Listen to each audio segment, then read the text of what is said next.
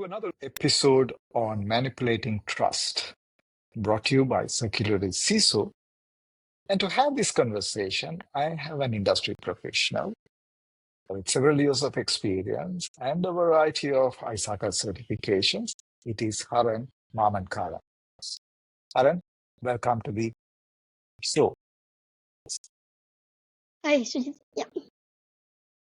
So, to continue our conversation, our conversation is about human behavior.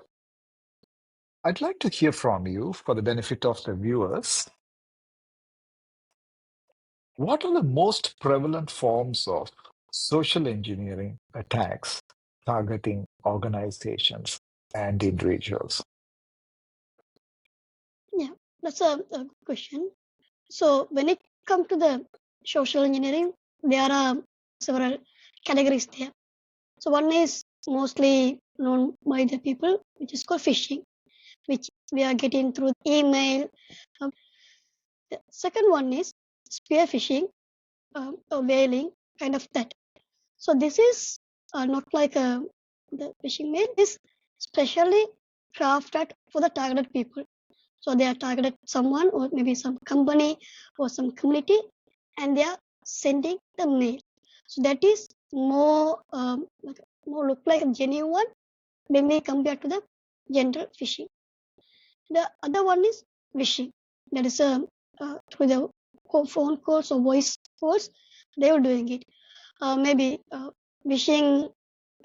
We might be have some of the people are calling and you won the lottery and you need to give this kind of information, or maybe I am calling from a bank, kind of that.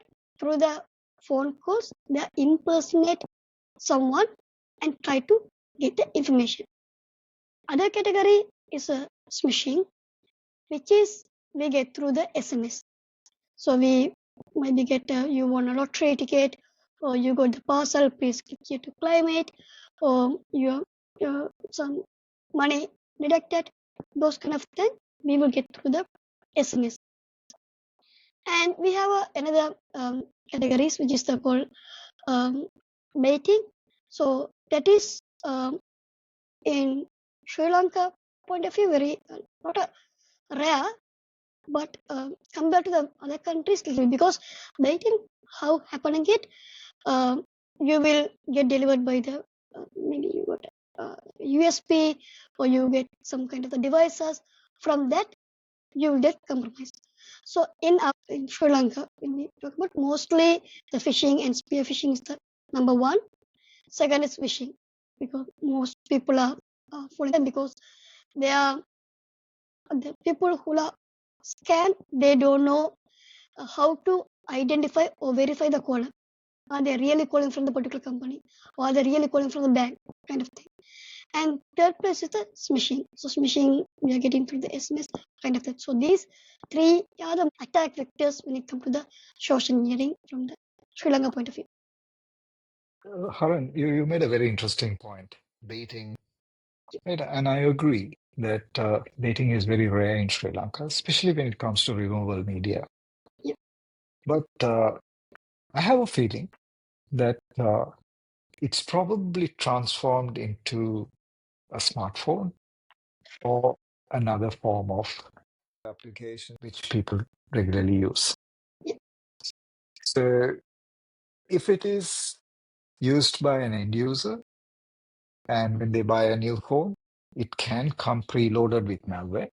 Yeah. Yeah, I remember years ago, Microsoft, in one of its surveys or in one of the conversations I was part of, they were sharing some insights in terms of how the laptops which are out there in the stores, available in various stores in different countries, that it had preloaded malware built into the operating systems, right? So they would say you can buy the device, but we would give you free operating system, and then that operating system is probably jailbroken and it had a malware in it.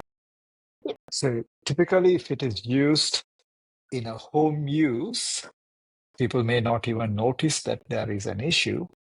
But if it is used in an organization, and if the organization is not adhering to good hygiene practices, this device will be the conduit to cause a breach. Right? So that's where I think you and I would agree that monitoring is very important, and especially to assess the compliance check with respect to operating system status and patching, and also look at anomalous behavior. Uh, just to get a perspective, uh, is business email compromise a serious concern for organizations in Sri Lanka, Haran? Yes. So I will come to the business, because when you talk about the earlier part, dating, so I would like to add some, like, Sure, go ahead. as you mentioned, like phone calls, the phone devices, laptop. So now the trend is a little bit changing. For example, I Mhm. can able to show you something like this. So this is something like a USB, charging USBs. So actually, Right? this is not the actual USB. If you connect one part your phone, other part your laptop, this will be phone will get charged, and this is actually we call like a OMG cable. This is containing some kind of malware, kind of the uh, A payload radio device. inside the device. I can operate from the distance. So this even you not even the none of the USB blockers will not block, because this is registered as a charging cable. So if you plug this cable, I can get the access to the device, your laptop and everything. And again, there is something called uh, USB key. So I'm not sure you can able to hit it. So this is I what can see happening that, yes. is, yeah, this also look like a just a USB plugin. There are two things. One is I can put some kind of the payload and send to you within 5 seconds. I can grab your password and everything to my cloud.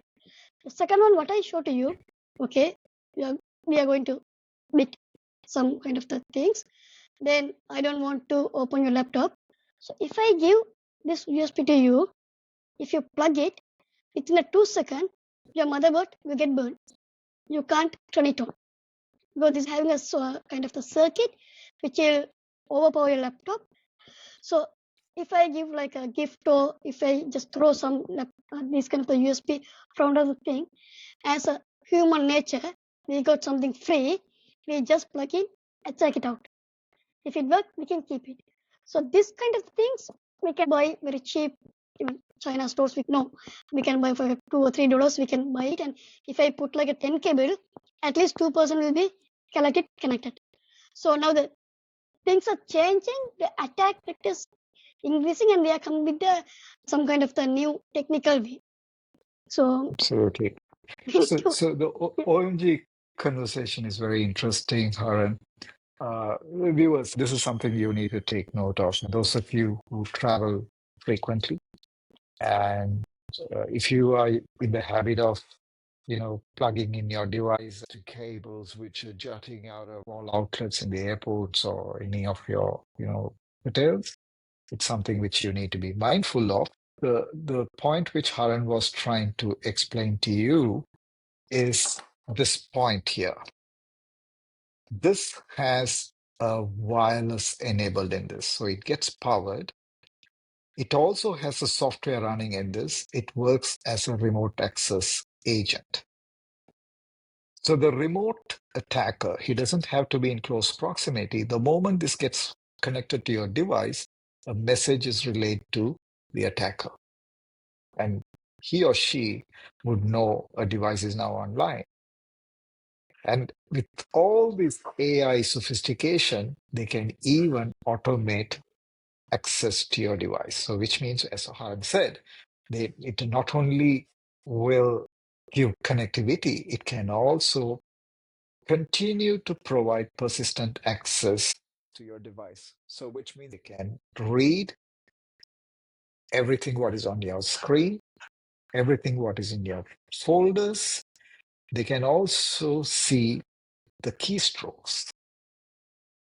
And going one step further, I would also say they can also see who you are talking to or listening to the conversation. Our objective is not to scare you. You can Google for OMG. You would find a lot of information about it, right? Our advice to you is to be aware. And I would also caution you, please do not use this against anyone. If in the event any of you use this to cause harm to anyone, as per the Cybercrime Act in Sri Lanka, it's a punishable offense. Not only in Sri Lanka, anywhere in the world. It would be deemed as unauthorized access, exfiltration of data, and the list goes on, right? So be mindful. So our intention is to create awareness. So those of you who are security folks out there, when you want to secure your users, you need to be aware of the dangers which arise out of it. Because as Haran said, this cable, when it connects, it will not detect as a removable device. It will detect as a charging cable. Haran, any closing thoughts? Yeah. So again, as you very well explained. So how this is exploiting. So as you mentioned, when we connect those kind of thing. So when it comes to the social engineering, the attacker not initiating any connection from outside to inside. We are creating the connection from inside to outside. So most of the defense controls only check the traffic which are coming from outside to inside. They will not check inside to outside because those are considered like a trusted connectivity. So we need to Absolutely. very careful when we are connecting or giving or clicking anything in our systems. Absolutely. So the attackers are becoming very innovative. They don't, when you hear the word social engineering, a lot of people think it's part of socializing. It's not. The attacker does not have to be in close proximity. People think remote attacks are done through phishing, but they can also launch attacks through these modern technologies. So with that note, I would like to thank Haran for your time, sharing your insights, your experience. Uh, we would continue this discussion in another episode. So viewers, I encourage you to like, hit the subscribe button, and share this video with your friends and family so that everybody can benefit out of it. Stay safe. See you in another episode. Thank you.